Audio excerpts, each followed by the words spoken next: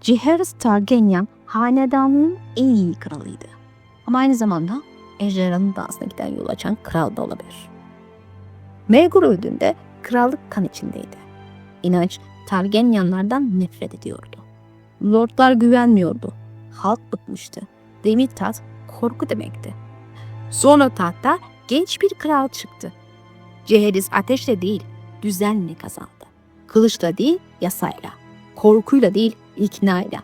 Westeros'u gerçekten krallığa çevirdi. Ama bir şeyi çözemedi. Demirtaht kime geçmeliydi?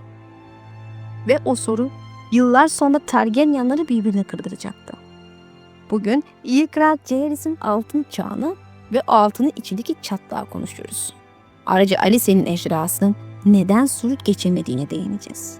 Videoya geçmeden önce Kitap Merkezli Asraf içeriklerinin devamı için videoyu beğenmeyi, kanala abone olmayı ve yorumlarda fikrinizi paylaşmayı unutmayın. Kanala katılarak da bu yolculuğa destek olabilirsiniz. Destek olan herkese şimdiden teşekkür ederim.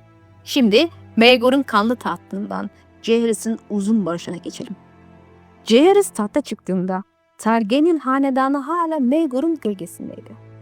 Kral ölmüştü ama korkusu sarayın duvarlarında duruyordu.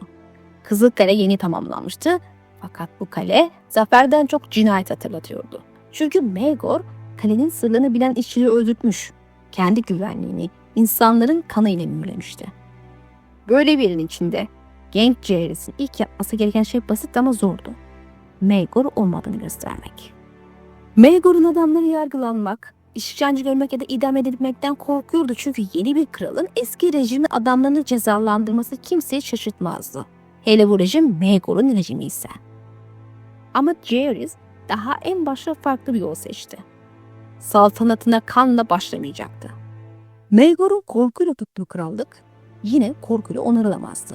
Bu yüzden genç kral intikam yerine bağışlamayı seçti. Elbette herkes unutulmadı. Herkes sevilmedi, herkes güvenilir hale gelmedi ama Jaehaerys ilk iş olarak diyarın önüne bir kılıç değil, bir nefes koydu. Bu çok önemliydi. Çünkü Aegon'un fethinden beri Targaryen gücü hep ejderha ateşiyle ölçülmüştü. Her nolu yakan ateş, ateş tarlasını kül eden ateş, doğumlu kavuran ateş, Maegor'un düşmanlarını susturan ateş. Ama Jaehaerys'in ilk büyük hamlesi ateş değildi. Sakinlikti. Bazen bir krallığı kurtaran şey daha büyük bir ejderha değil. Kılıç kılına sokacak kadar akıllı bir kraldır. Jaehaerys tahta çıktığında henüz reşit değildi. Bu yüzden yönetimin ilk yılında annesi Alyssa Velaryon ve fırtına burnu Lordu Rhaegar Baratheon çok etkiliydi. Rhaegar, Maegor'a karşı gelen Jaehaerys'in yanına durmuştu. Büyük bir lorddu, güçlüydü, savaşçıydı ve genç kralın davasında önemli bir rol oynamıştı. Hatta Alyssa Velaryon ile evlenerek kralın üvey babası da oldu. Altın Düğün dönemin en önemli olaylarından biri ve büyük bir kutlamaydı. Öyle ki Doğum Prensi'nin kız kardeşi bile gelmişti. Başlangıçta Rhaegar krallığın koruyucusu gibiydi ama zamanla mesele değişti. Çünkü Jaehaerys büyüyordu ve büyüyen bir kral başkalarının gölgesinde kalmak istemez. Konsey genç kral için uygun bir evlilik arıyordu. Bu tabii ki sıradan bir saray meselesi değildi. Targaryen hanedanında evlilik her zaman siyaset demekti. Hele Maegor ve Aenys döneminde kardeş evliliği yüzünden inanç ayağa kalkmışken Jaehaerys'in kimi eş seçeceği bütün krallık için önem taşıyordu. Bazıları inancı yatıştıracak bir evlilik istiyordu. Bazıları büyük hanelerden biriyle bağ kurulmasını istiyordu. Bazıları Targaryen hanedanı daha Westeros'u göstermeye çalışıyordu. Ama Jaehaerys'in istediği kişi belliydi. Alicent, kız kardeşi. Bu seçim romantik olduğu kadar tehlikeliydi. Çünkü daha birkaç yıl önce Aenys'in çocukluğunu evlendirmesi inanç militanların ayaklanmasına sebep olmuştu. Westeros, Targaryenların kardeş evliliğini kolay kolay kabul etmiyordu. Fakat Jaehaerys ve Alicent kararlı vermişti. Onlar için bu sadece aşk değildi. Aynı zamanda hanedan geleneğinin devamıydı. Eski validenin kanı Targaryenlar için kutsal ve korunması gereken bir mirastı. Böylece genç kral daha saltanatın başında hem kalbinin hem de hanedanın yolunu seçti. Ama bu yol onu inançla yeniden karşı karşıya getirebilirdi. Jaehaerys anlatılırken Alicent'i gölgede bırakmak büyük bir hata olur.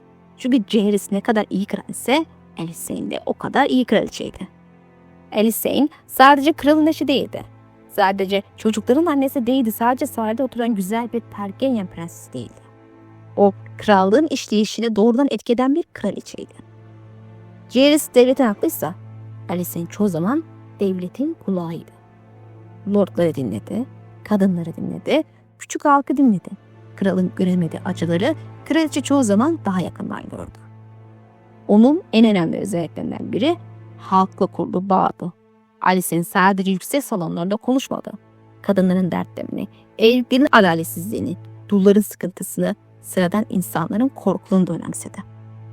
Alicent'in kraliyet gezisi sırasında özellikle kadınlarla konuşması, onların şikayetini dinlemesi ve bunları Jaehaerys'e taşıması çok değerlidir. Çünkü Westeros gibi erkek egemen bir dünyada saraya ulaşamayan pek çok ses kraliçe aracılığıyla duyulur hale geldi.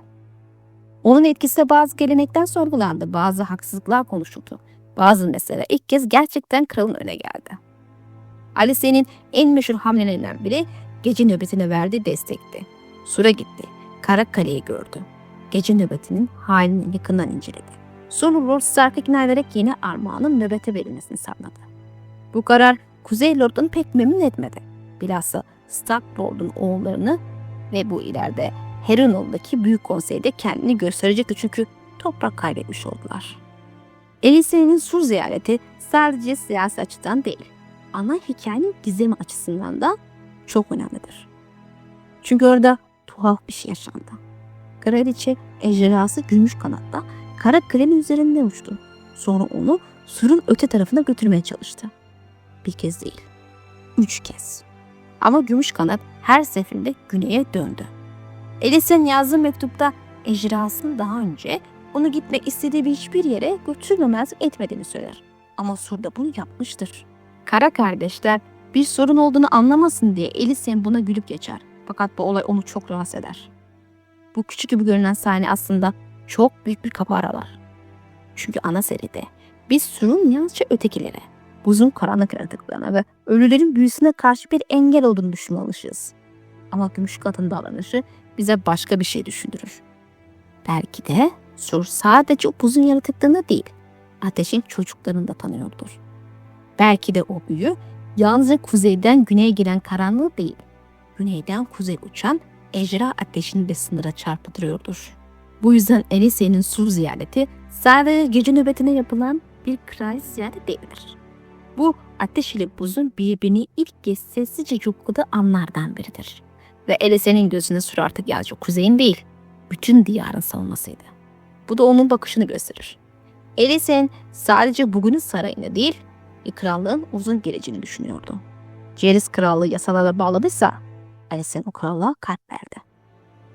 Jaehaerys'in en büyük sorunlarından biri, Maegor'dan kalan miras olan inanç meselesiydi. Maegor, inanç militanlığını kanla ezmişti. Savaşçının oğulları ve fakir dostlar dağıtılmış. Yüce Rahip, demir tahtın baskısı altına geri adım atmıştı ama bu sorunun çözüldüğü anlamına gelmiyordu. İnsanların kalbinde öfke hala vardı. Targaryenler kardeşleriyle evleniyordu. Birden fazla eş alıyorlardı bazen. Valyria geleneklerini Westeros'un tanrıların üstüne görüyormuş gibi duruyorlardı ve bu bakış açısı Jaehaerys'in döneminde de değişmemişti. Maegor bu soruya kılıçla cevap vermişti ama Jaehaerys daha kalıcı bir cevap bulmak zorundaydı. İşte burada karşımızda Targaryen tarihinin en önemli politik hamlelerinden biri çıkar. İstisnacılık doktrini. Mantık basit ama etkiliydi. Targaryenler sıradan insanlar değillerdi. Onlar eski Valyria'nın ejderha kanını taşıyordu. Ejderhalara hükmedebiliyorlardı. Ateşi ve büyüye diğer insanlardan farklı bir bağları vardı. Bu yüzden sıradan insanlar için günah sayılan bazı şeyler Targaryen hanedanı için farklı değerlendirilmeliydi. Yani kardeş evliliği herkese serbest değildi. Hayır, sadece Targaryenler istisnaydı. Bu fikir inançla savaşmadan Targaryen geleneğini korumanın yoluydu.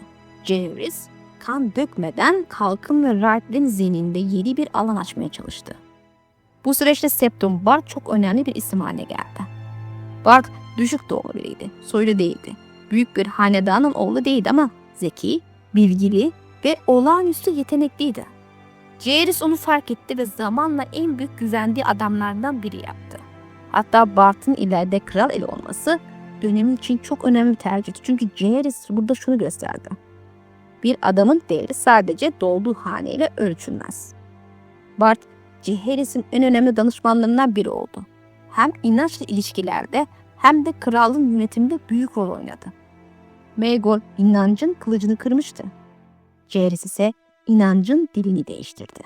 Ve bu uzun vadede çok daha güçlü bir zaferdi. Aegon Westeros'u fethetmişti. Ama bir yeri fethetmek ile orayı yönetmek aynı şey değildir. Aegon'un dönemi altında 6 krallık demir tahta bağlanmıştı, fakat bu krallıkların her biri hala kendi geleneklerine, kendi gururuna, kendi eski düşmanlıklarına sahipti. Kuzey kuzeydi, batı batıydı, menzil menzildi, vadi vadiydi. Fırtına toprakları kendi sertliğini koruyordu. Nil toprakları ise tarih boyunca olduğu gibi yine ortada kalıyordu. Jaehaerys'in başarısı bu parçaları yalnızca korkuyla değil, düzenle bir arada tutmasıydı. Kraliyet yolu bu dönemin en önemli projelerinden biri oldu. Yollar sadece taş, toprak ve köprü demek değildir. Yollar krallığın damarlarıdır. Ordu yoldan gider, ticaret yoldan gider, haber yoldan gider, kralın otoritesi yoldan gider. Kral yolu, gül yolu, deniz yolu ve diğer büyük yollar Westeros'u birbirine bağlayan ağlar haline geldi. Bu sayede krallık sadece harita üzerinde değil, günlük hayatın içine de birleşmeye başladı. Tabii Jaehaerys kanunlarla da uğraştı. Çünkü her bölgenin kendi gelenekleri, kendi yargıları, kendi uygulamaları vardı. Bir lordun adalet dediğine başka bir lord zulüm diyebilirdi. Bir yerde kabul edilen gelenek başka bir yerde suç sayılabilirdi. Jaehaerys döneminde bu karmaşayı azaltmak için krallığın yasaları daha düzenli hale getirildi. Demirtaht sadece savaşta başvurulan son güç değil, barışta da anlaşmazlıkları çözen en yüksek makam oldu. Kralın barışı güçlendi. Lordlar artık canları istediğinde birbirine savaş açamayacaktı. Büyük meseleler kralın adalete taşınacaktı. Bu yüzden Jaehaerys'e sadece iyi kral demek yetmez. O aynı zamanda ara bulucuydu. Aegon'un ateşi krallıkta tek çatı altına sokmuştu. Jaehaerys'in yolları, yasaları ve geziler ise o çatının altında insanların birbirini tanımasını sağladı. Jaehaerys ile Alicent'in evliliği uzun süre Targaryen hanedanının en mutlu birlikteliklerinden biri gibi göründü. Birbirlerini seviyorlardı, birlikte yönetiyorlardı, birbirlerine danışıyorlardı ve halk onları seviyordu. Onların dönemi saray içinde yeni bir canlılık getirdi. Maegor'un karanlığından sonra Kızılkale yeniden nefes almaya başladı. Şarkıcılar, şövalyeler, lordlar, elçiler, çocuk sesleri ve kraliyet törenleri sarayı tekrar yaşayan bir yere çevirdi. Jaehaerys ve Alicent'in çok sayıda çocuğu oldu. Bu ilk bakışta hanedan için büyük bir güç gibi görünüyordu. Çünkü bir hanedanın devamı için çocuk önemlidir. Varis önemlidir. Evlilik ittifakları önemlidir. Ama Targaryen tarihinde çocuklar sadece sevinç değil, bazen büyük acı da getirir. İlk büyük mutluluklar zamanla ilk büyük kayıplara dönüştü. Kızları Daenerys'in ölümü özellikle Alicent'in derinden sarstı. Bir annenin çocuğunu kaybetmesi kraliçe de olsa değişmemektedir. Ejderha kanı taşısanız da ölüm geldiğinde bir anne sadece annedir. Sonra varis meselesi yavaş yavaş önem kazandı. Aemon doğdu. Ardından Baelon geldi. Bu iki prens Targaryen hanedanının geleceği gibi görülüyordu. Aemon ağırbaşlı, güvenilir ve güçlü bir varisti. Baelon ise cesur, sevilen, savaş yolunda bir prensti. Dışarıdan bakıldığında her şey sağlam görünüyordu. Kral vardı, kraliçe vardı. Varis vardı, yedek varis de vardı. Ejderhalar vardı, krallık huzurluydu. Ama hanedanların en büyük sınavı çoğu zaman savaş zamanı değil, miras zamanıdır. Ve Jaehaerys'in altın çağında bile veraset meselesi sessizce kapının eşiğinde bekliyordu. Jaehaerys diyarı yönetmekte çok başarılıydı. Ama kendi ailesini yönetmekte her zaman aynı başarı gösterdiğini söylemek zor. Bu onun döneminin en acı tarafıdır. Jaehaerys 7 krallık için sabırlı, akıllı ve uzlaştırıcı bir kraldı. Lordların sorunlarını dinledi. İnançla barış yaptı, kanunlar düzenledi. Yollar yaptırdı, savaş yerine istikrar seçti. Ama çocukluğu söz konusu olduğunda bazen çok sertti. Alicent ile arasında bazı büyük kırılmaların sebebi de buydu. Kızları Daenerys hassas, korkak ve kırılgan bir çocuktu. Saray hayatının evlilik baskısının ve kraliyet beklentisinin altında ezildi. Onun hikayesi Jaehaerys döneminin en sessiz trajedilerinden biridir. Seyra ise bambaşka bir yaraydı. Zeki, güzel, inatçı ve sınırları zorlayan bir prenses. Sera'nın davranışları sarayda büyük bir skandala dönüştü. Jaehaerys bunu sadece bir aile meselesi olarak değil, hanedanının onuruna vurulmuş bir darbe olarak gördü. Alicent daha merhametliydi. Kızına ulaşmak istiyor ve onu tamamen kaybetmemek için çabalıyordu. Jaehaerys ise çok daha katıydı. Serra sonunda Westeros'tan uzaklaşarak Essos'a gitti ve babasıyla bağ neredeyse tamamen koptu. Bu olay Jaehaerys ile Alicent'in arasında kapanması zor bir yara açtı. Viserys'in hikayesizliği daha trajikti. Hırslı, güzel ve kendine güvenen bir prens olan Viserys, iyilik siyaset içinde kendi arzuları ve hanedanın beklentisi arasında sıkıştı. Sonra ani acı oldu. Son çocukları Gale'in ölümü ise Alicent'in son büyük kırılışlarından biriydi. Bütün bu çocuk hikaye bize şunu gösterir. Jaehaerys, diyarın babası olmayı öğrendi ama kendi çocuklarının babası olmakta her zaman aynı başarıyı gösteremedi. Bu onu kötü bir kral yapmaz tabii. Bilakis onu daha gerçek yapar. Çünkü Martin'in dünyasında en iyi hükümdarların bile karanlık odaları vardır. Krallıkta başarı, ailede mutluluk garantisi değildir. Jaehaerys ve Alicent birbirini gerçekten sevdi ama bu hiç kırılmadıkları anlamına gelmez. Onun evliliği uzun, güçlü ve verimliydi fakat zaman zaman derin ayrılıklar yaşadılar. Bu ayrılıklar sadece kişisel meselelerden değil, çocukları ve politik kararlar üzerinden de doğdu. Alicent bazı konularda Jaehaerys'e açıkça karşı durdu. Bu yüzden onu sadece iyi, nazik, destekleyici kraliçe diye düşünmemek gerekir.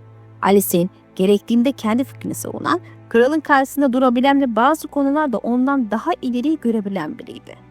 Özellikle kızlarının evlilikleri, çocuklarına karşı tutumları ve veraset meseleleri kral ile kraliçenin arasını zaman zaman açtı. Jaehaerys için hanedan düzeni, krallığın istikrarı ve gelenekler çok önemliydi.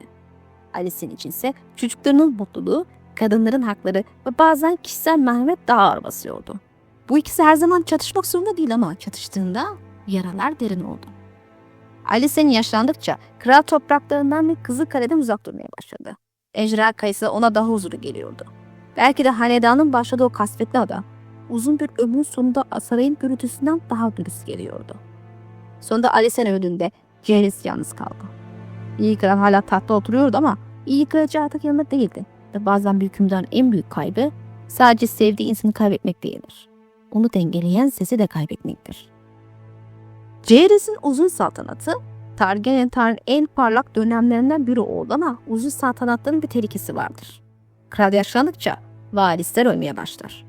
Önce Aemon vardı. Aemon, Jaehaerys'in büyük umuduydu. Güçlü, saygı duyulan ve tahtın doğal varisi olarak görülen bir prensti. Onun varlığı geleceği güvenli gösteriyordu. Ama Aemon öldü. Ardından kızı Rhaenys kaldı. İşte sorun burada başlar. Rhaenys, Aemon'un çocuğuydu. Yani bir açıdan babasının hakkı ona geçmeliydi ama bir kadındı. Westeros gelenekleri ise çoğu zaman erkek varisleri çıkartıyordu. Bu noktada Jaehaerys oğlu Baeron'un varisi ilan etti. Bu kararın kral için önemi aslında biraz da şuydu. Eğer doğum tarzı ve virasete göre karar verirse aslında kendi hükümdarlığının meşruiyeti de sorgulanmaya açılabilirdi. Çünkü yaş sıralamasına ve Westeros veraset geleneklerine göre Maegor tarafından öldürülen ağabeyinin kızları tahta geçmeliydi. Ya da ablası Rhaena. Neticede Westeros'ta erkek egemen bir yaklaşım vardı ve Baelon sevilen ve güçlü biriydi. Daha önemlisi alışık olunduğu gibi erkekti. Birçok kişi için bu karar mantıklıydı. Ama herkes için değil. Çünkü bu karar Rhaenys'in hakkının kenara atılması anlamına geliyordu. Rhaenys daha sonra hiç taç giymemiş kraliçe olarak anılacaktı. Bu unvan bile Jaehaerys dönemindeki veraset kararlarının ne kadar derin iz bıraktığını gösterir. Tabi sonra Baelon da öldü ve bu kez mesele daha da büyüdü. Kim varis olacaktı? Rhaenys'in soyu mu? Baelon'un oğulları mı? Yaşça büyük olanın soyu mu? Erkek olan soyu mu? Jaehaerys bu krizi çözmek için büyük konsey yoluna gitti. Harrenhal'da toplanan büyük lordlar hanedanın geleceğine karar verecekti. Bu karar ileride Baelon'un oğlu Viserys'in tahta çıkmasına yol açtı. Ve Viserys dönemi de Rhaenyra, Alicent, Aegon ve en sonunda Ejderhan'ın dansını açıdan kapanacaktı. Yani Jaehaerys'in altın çağının sonunda geleceğin savaşı sessizce şekillenmeye başlamıştı. Jaehaerys krallığı birleştirmişti ama Targaryen hanedanının en tehlikeli sorusunu tamamen çözememişti. Demir taht kime geçmelidir? En yaşlı hak sahibine mi? En yakın erkek akrabaya mı? Kralın seçine mi? Yoksa lordların kabul ettiğine mi? Bu soru Jaehaerys'in ölümünden sonra susmadı. Sadece bekledi. Sonuç olarak Jaehaerys, Aegon'un fethettiği diyarı gerçekten krallığa çevirdi. Maegor'un kanla susturduğu inançla barış yaptı. Lordları korkutmak yerine ikna etti. Yollar yaptırdı. Yasaları düzenledi. Krallığı gezdi. Halkla bağ kurdu. Alicent ile birlikte Targaryen hanedanı uzun bir altın çağ yaşattı. Ve bu altın çağın içinde bile acı vardı. Çocuklarını kaybetti. Kızlarıyla çatıştı. 50 senelik çatışmalar yaşadı ve en önemlisi veraset meselesine aldığı kararlar ileride çok daha büyük bir savaşın tohumlarını ekti.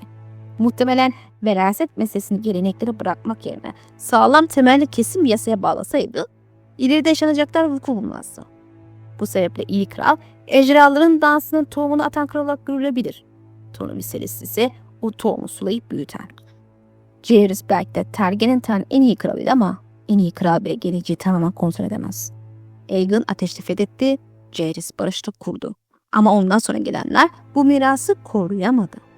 Bir sonraki videoda Viserys dönemine, Rhaenyra'nın varis ilan edilmesine, Alicent'in yükselişine ve ejderhanın dansına giden yolun gerçek başlangıcına bakacağız. Çünkü bazen savaş ilk kılıç çekildiğinde başlamaz. Bazen savaş yıllar önce verilen bir veraset kararının içinde sessizce doğar. Peki siz ne düşünüyorsunuz? Jaehaerys gerçekten Targaryen'in en iyi kralı mıydı yoksa dansa giden yolu fark etmeden açan kişi miydi? Yorumlarda konuşalım. Sonraki videoda görüşmek dileğiyle. Allah'a emanet olun.